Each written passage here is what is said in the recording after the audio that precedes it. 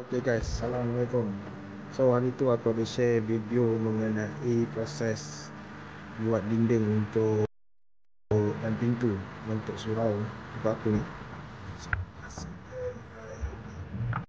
Okay, ni yang dah siap. Dinding dia dah siap. Siap cat dan siap plaster. Cu.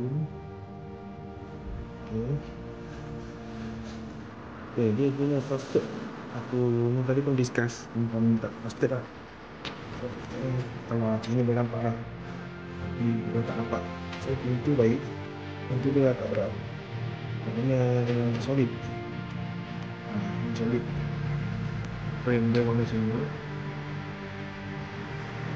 Ni yang paling ni namanya seni tu. Ni seni nampak. Kita tengok benda ni pun kuat. Dia cantum dengan frame juga. Jarang-jarang dapat ni. Ni hasilnya seni.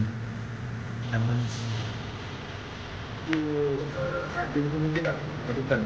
Nanti aku share dia punya kontraktor yang dah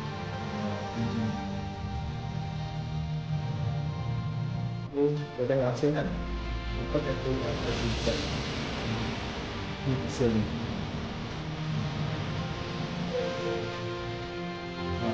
Mas pergi kemas dan